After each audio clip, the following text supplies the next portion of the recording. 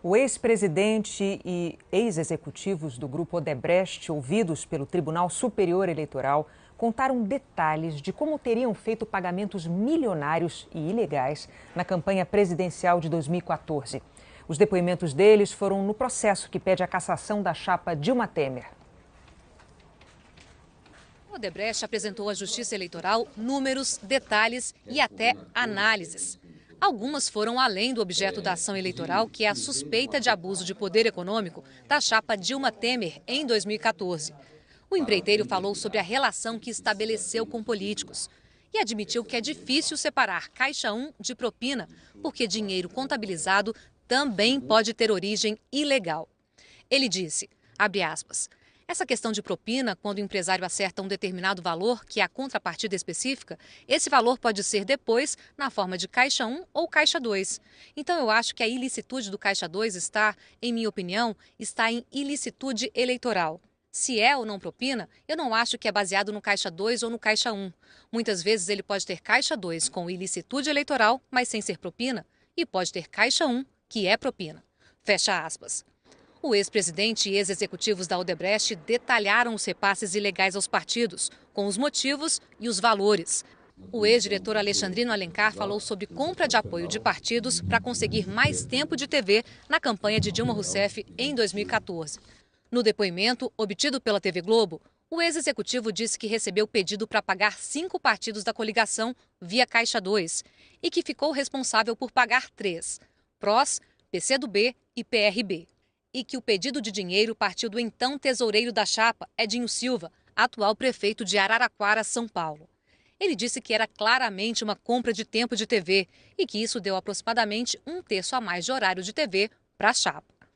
Alexandrino foi questionado se ouviu que eram 7 milhões de reais para cada partido. Ele confirmou e disse que Edinho cobrou os pagamentos pessoalmente. Alexandrino também citou outros 2 partidos, PDT e Partido Progressista. Disse que os pagamentos foram feitos por outros operadores. E, de acordo com Marcelo Odebrecht, o total pago pela empresa aos partidos chegou a 27 milhões de reais.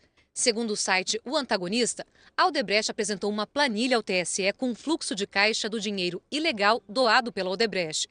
Essa mostra o controle de saldo da conta corrente da empresa com Lula e os ex-ministros Antônio Palocci e Guido Mantega. Em 22 de outubro de 2013, o amigo, como era chamado Lula, segundo os delatores, tinha saldo a receber de 15 milhões. Em 31 de março de 2014, o saldo era de 10 milhões. Trechos de alguns depoimentos têm tarjas pretas cobrindo as citações ao senador Aécio Neves, do PSDB, e outros candidatos que disputaram as eleições de 2014.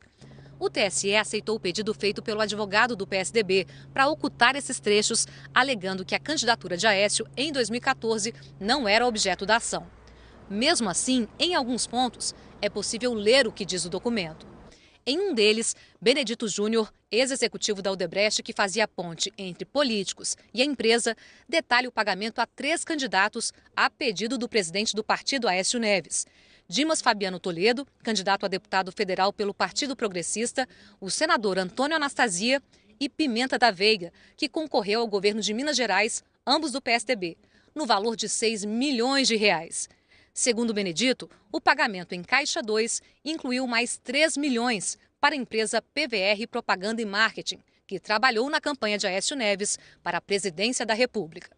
Nessa ação eleitoral, executivos e ex-executivos da Odebrecht apresentaram e-mails como prova do que disseram. São trocas de mensagens entre ex-diretores sobre a dinâmica dos acertos em várias campanhas. Há 2 meses da eleição de 2014, um desses e-mails mostra como a relação entre a Odebrecht e os políticos era de fornecedor para cliente e como as doações poderiam servir para acalmar os ânimos.